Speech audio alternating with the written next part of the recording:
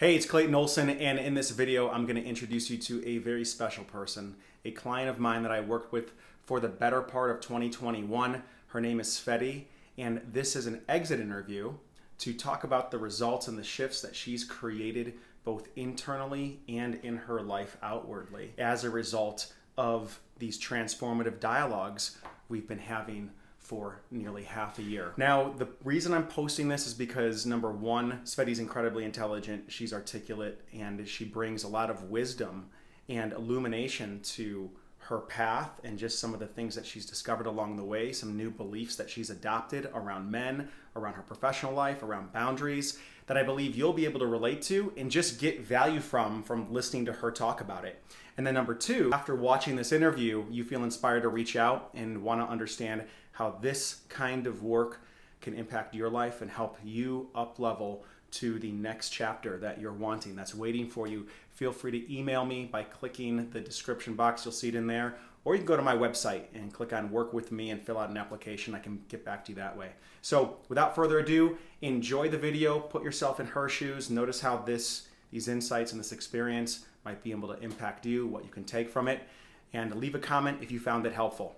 Thanks. Hello everyone, I'm Tsvety, I'm 29 and I currently live in the United Kingdom. I first heard about Clayton more than a year ago and I was fascinated by the positivity and optimism and the power, if you like, or the desire to dig deep into the inner world of people in the psychology and the focus on the motivation behind doing a said action. For example, I could sense this wish to explore more and to achieve more and to make sure that people know the motivation behind what they want to do. You know, motivation behind an action seemed to be so much more important to you from your videos. I was at a stage of my life about a year ago when I first heard about you, when I thought it was time to change things, to put some order into my life, to take it to the next level, to improve certain areas of my life. And I was fascinated by your videos in which you said, okay, so somebody wants to achieve something, say either find a boyfriend or get over an ex-boyfriend or achieve promotion at work or whatever it may be.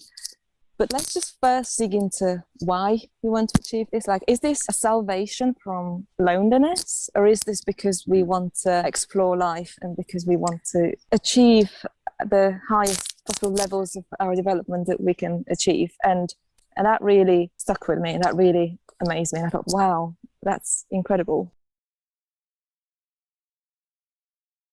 I was at the bottom. I was the lowest I'd been for months, if not years, prior to the call. I was desperate. I had done everything that was within my power. And I consider myself a highly achievable human being. I've achieved the impossible before in terms of mountaineering, engineering. I've pushed the boundaries in so many areas of my life. And it seemed like I knew how to push myself to achieve a lot in all other areas of my life except for my personal life and the deep connections that I form with close people to me. I mean, friends, family, and later on, as you helped me find out, it turned out I was struggling to connect with my own self. This is when I was like, right, enough is enough. I've tried my best. I've made some progress, but it's only been temporary. I said, no more. If this is the last thing I spend all my money on, then that'll be it. And I'll be more than happy to do it because I need it. Like, I know that if I put peace and if I put my inner world in order, I know that everything else will be in order as well. So there's no point in investing in physical things if your inner world is a mess, basically. It's almost like you couldn't outsmart yourself out of that, right? It took something different. Definitely, yes, which was really annoying. Before our coaching began, I didn't really consider myself as an important human that I should think about as I go by to live my life. Without even thinking, I would put myself down. I would apologize for things that I really shouldn't have apologized for.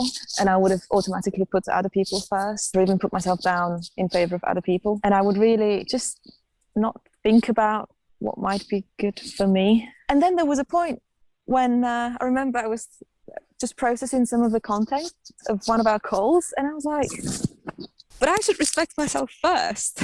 it was almost like an epiphany, like, hang on a minute, if I want other people to respect me, surely I should put a little bit of respect towards myself first. Respect and gratitude, because my body and my mind and my brain have taken me to places so far. They've done so much for me. And I don't think I've ever actually been like, okay, like, thank you. I've given you little sleep, little food, I've worked you to exhaustion and you've never failed me. And thank you for that. Once I had this realization, I was also like, okay, I'm going to consider my efforts a little bit more now. So if I say, for example, I work really long hours, if I work myself really hard, then perhaps I'm more likely to say, right, okay, now you deserve to go home on time. I want to give this gift to myself. Respect needs to begin from me. I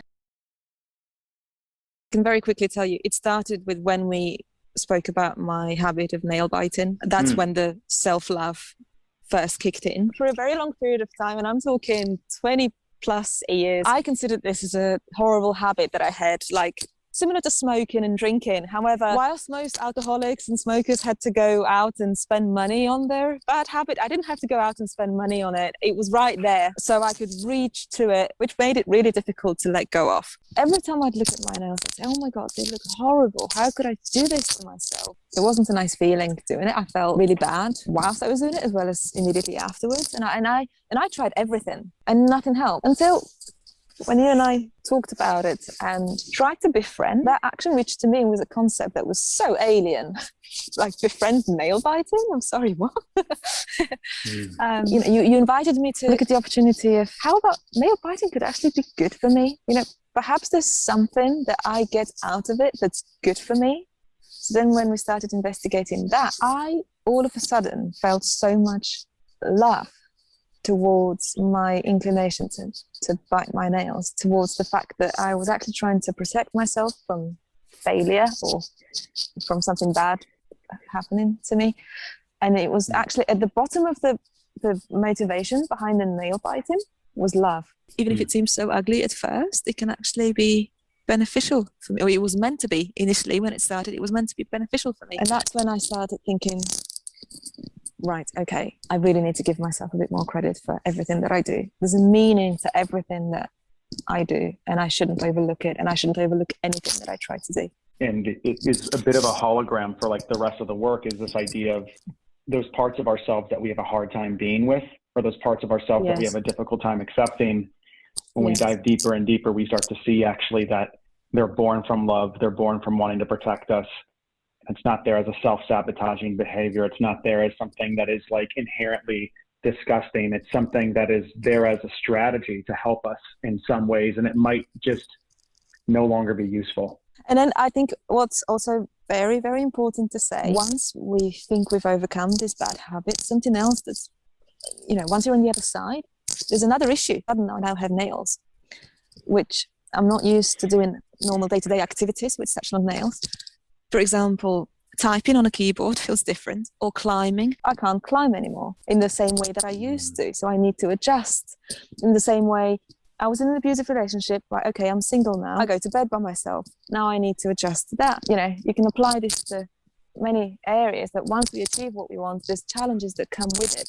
You're never 100% a winner. There's always something that you need to overcome. We shouldn't resist that. We should welcome this, and when we dig deeper into it, we'll find an evolutionary cause for all these things, and at the bottom of it is the instinct for survival and the instinct to belong to a tribe and to be loved and not to be alone. Once we realize that we won't die and we won't, like, nothing bad will happen to us if we stop doing certain things, that's when we can get rid of our chains and we can say yes to everything that happens to us. And I think that was a big step, a big part of my coaching. When I walked into our coaching, I thought you would help me improve my personal relationships with the people around me. I didn't think we'd touch on to sleep or nail biting. A few sessions in, I noticed that even when I was on night shift, I didn't find it difficult to go to bed and fall asleep immediately. And you can't imagine the level to which this has changed my life. Even if this is the only thing that I gained from our coaching, it would have been worth it, because it's just life-changing. So much peace. I could just relax and be content with the present moment and not worried that I didn't live my day by performing 100%. I gave myself permission not to be perfect. So now I know that there is no destination, but it's the journey that matters.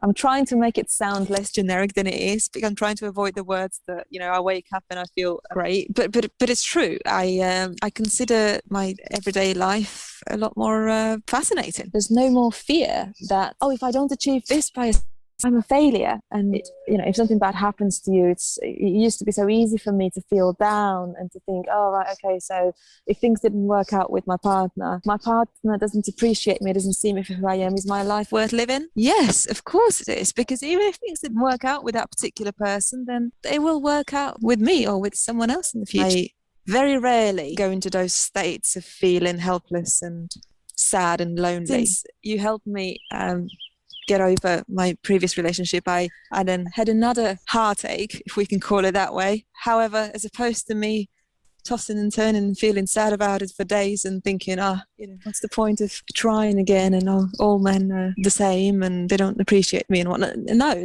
I was sad for a little bit, but my focus on the pain was so short. I looked at the lessons from the experience, and I learned so much, and I felt great afterwards. I'm more motivated to learn from everything that happens to me, and to move forward and to achieve my dreams and to live every day, just enjoy it. So my relationship with life has improved so much. Over the last few phone calls, it just seems like there's a resilience that you have, but it's not like a resilience like, oh, I'm a survivor. You're taking these experiences that happen, you're taking the heartache and you're learning from them.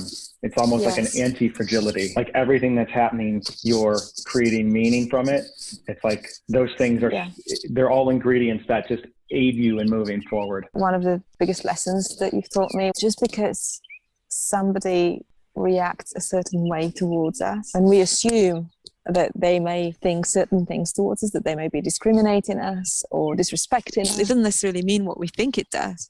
You know, there's so many different ways we can interpret other people's actions. Very often that has little to do with us and a lot more to do with who they are. And that was a huge lesson. Yeah. And something, it's like you can kind of get it intellectually, and then it's a different thing to really embody it and like live from that place. Once you allow yourself to consider this for one person, one situation, one scenario, it's so much easier to interpret in their other people's actions as well in a different way. I love that.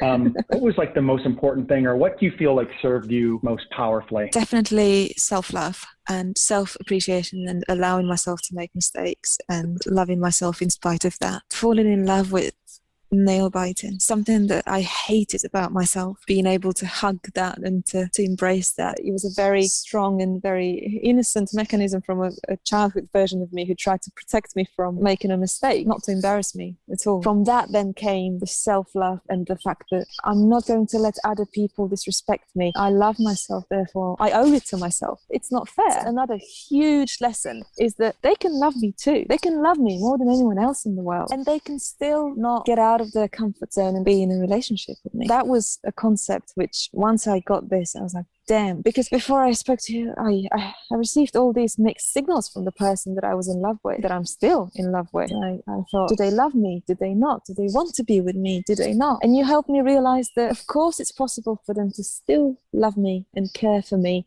and want the best for me and want to be in contact with me, and not being able to fight for the relationship with me. So yeah, those two lessons, I think. Yeah, beautiful. Thank you. Thank you.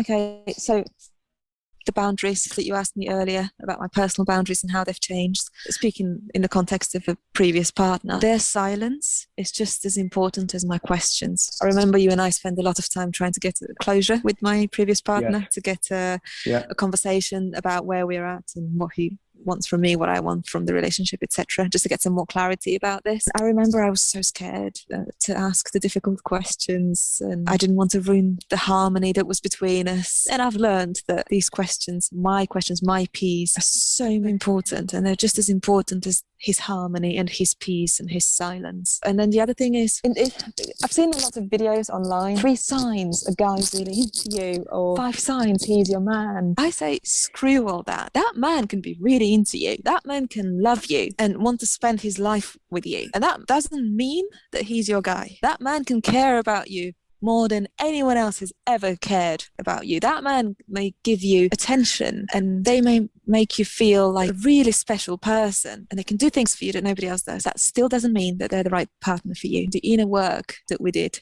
is so much more important. The motivation behind the actions is so much more important. Even if physically those actions manifest in the same way, the motivation behind them is the difference. Because I feel like I'd learned so many of the concepts about overcoming an ex, and I still wasn't there. Why wasn't I there? Because my motivation was wrong. Because my motivation was, I need to get over my ex. Whereas with you, the motivation was, why is it that it's so difficult for me to get over them? And once you ask that question, it's a whole different game. 180-degree turn. I became more confident. My relationship with my colleagues improved. Skills which I used to think were a disadvantage to me, I learned how to apply these skills at the right time, and they actually helped me become better at my job. And that was just incredible. Yeah, it's a relationship with people, and also learning where to apply the right skills.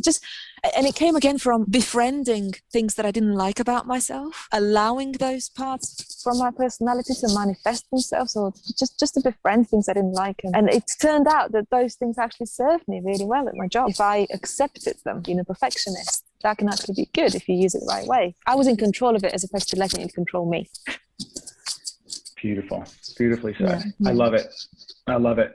Tsvety, thank you so much for That's okay. just talking, spanning the gamut of all this. This is great. I mean, I feel like it illuminated a lot for me. Also, to hear you tell me like where specifically you noticed shifts that were the most important, it helps me become a better coach. Yes. It helps me get to know you better. It helps me to understand, like I feel more connected to you. I feel more connected to our journey. So thank you. Okay, thank you. Enjoy the rest of your day. Bye. You too.